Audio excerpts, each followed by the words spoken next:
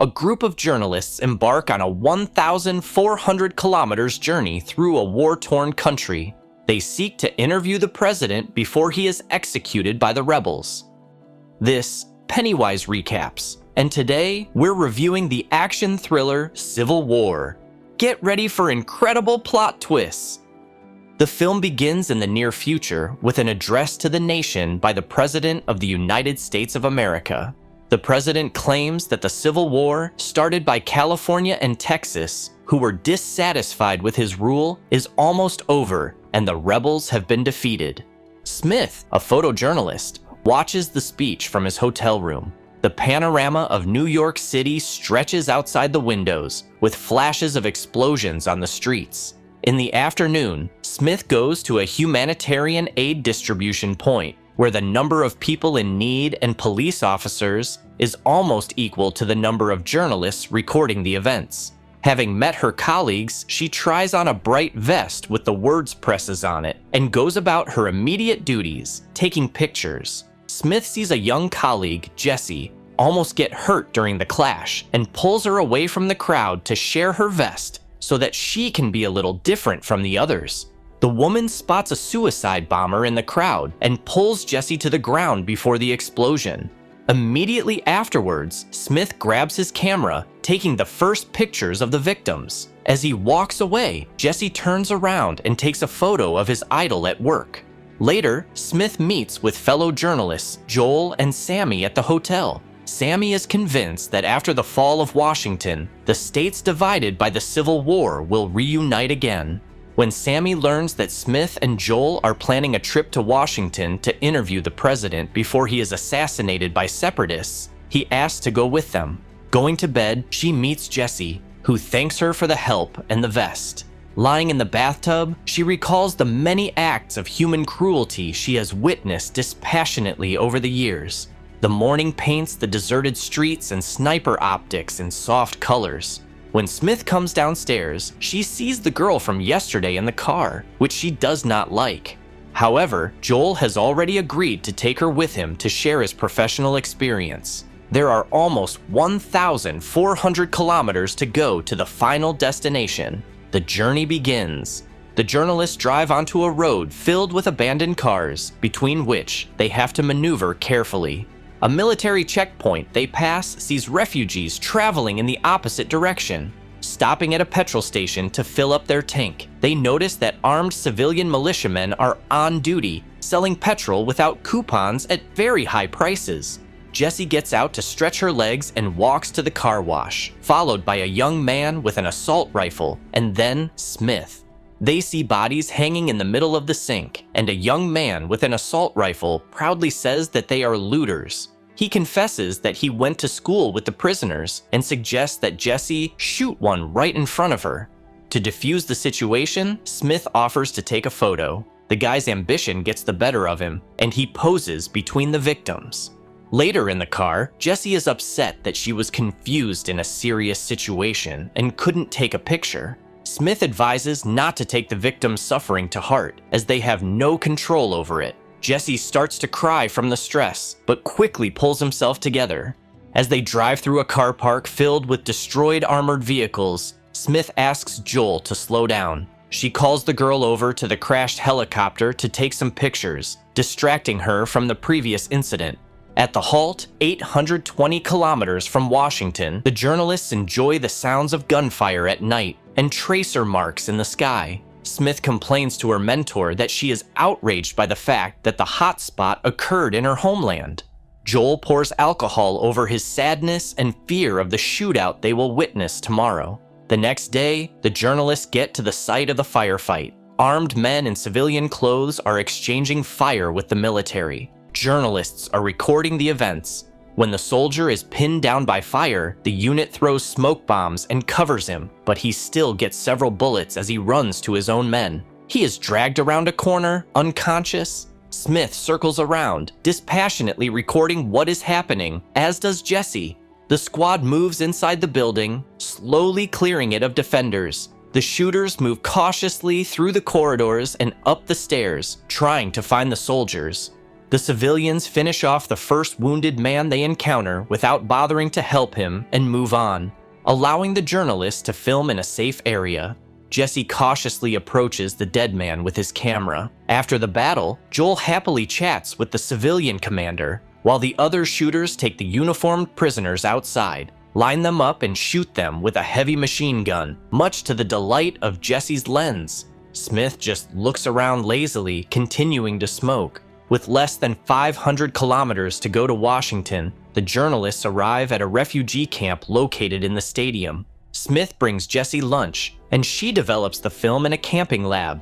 The woman shares her professional experience. After they look through the first photos, she freezes on a shot of a dying wounded man, which her experienced colleague praises. After surviving the night in the camp, the journalists continue their journey through towns that bear the mark of the Civil War in the form of fires, deserted streets, and burnt-out cars.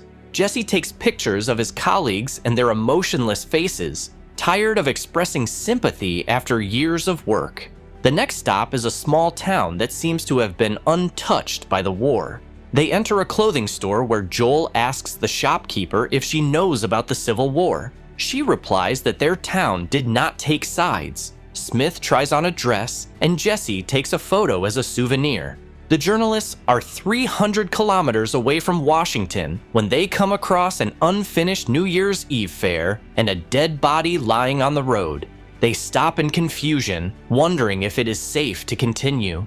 Sammy suggests turning back and taking a different road, while Smith looks at a mansion nearby through the camera zoom. Joel slowly drives closer, and an unseen sniper opens fire from inside the house. Having spotted the sniper couple in ambush, the journalists move closer to them, provoking the enemy shooter to open fire. A conversation with the soldiers reveals that they do not know with whom they are dueling and on whose side they are. Someone is trying to kill them, and they are responding in kind. While Joel is talking and Jesse is taking pictures, Smith is lying on the ground admiring the flowers she never had time to shoot. The sniper pulls the trigger, a shot is fired, and the journalists continue their journey. While driving, while Joel and Jesse are taking a nap, Smith notices a car following them on the road. Sammy advises them to slow down and let it pass, ignoring the driver. But once they are on a level playing field, the pursuers drive alongside, attracting attention with their signals. Waking up to the sounds, Joel recognizes the passenger as a Chinese colleague from Hong Kong named Tony. Tony and his partner are also traveling to Washington to see the president. Before he leaves, Joel tells him about it. Tony jumps into the car with them on the move. An encouraged Jesse also switches places, and then Tony's driver adds gas, disappearing from sight. The journalists follow, outraged that Jesse has disappeared with a strange Asian man. Smith yells at Tony, and they nearly hit an oncoming truck as they pull over. The journalists find the Chinese man's car near the farm. The doors are open, no one is inside. Smith turns onto the road, where his colleagues have probably gone. The journalists find the driver and Jesse surrounded by armed men in military uniforms. To make matters worse, they are busy dumping a pile of bodies right out of the back of the lorry into one big grave. Joel is confident that nothing will happen because the soldiers are clearly Western military, which means they respect the press badges. Sami denies that they will be killed as unnecessary witnesses.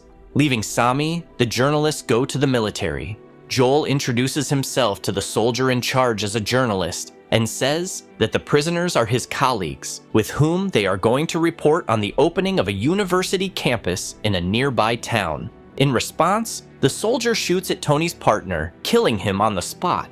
The conversation immediately ceases to be casual. Lead clouds are gathering overhead.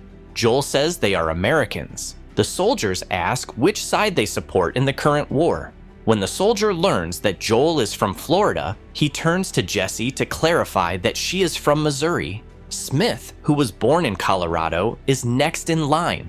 When it comes to Tony, it turns out that he is from Hong Kong. The soldier responds by shooting him in the chest.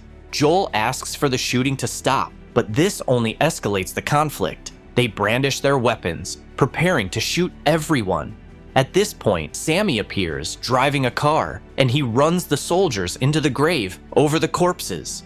Jessie is also forced to jump in, but she quickly makes it to the top, where Joel helps her. The third soldier grabs an assault rifle and opens fire on them. Once they get to the road, Joel cries from the stress, and Jessie feels sick. Sammy says they need to stop. He is wounded and cannot drive. Handing the wheel over to Joel, they race forward through a forest on fire. In the morning, they reach the military base in Charlottesville, where the Western Coalition forces are concentrated. While Jessie looks sadly at the dead Sammy, Joel screams, releasing his pent-up fear, pain, and rage.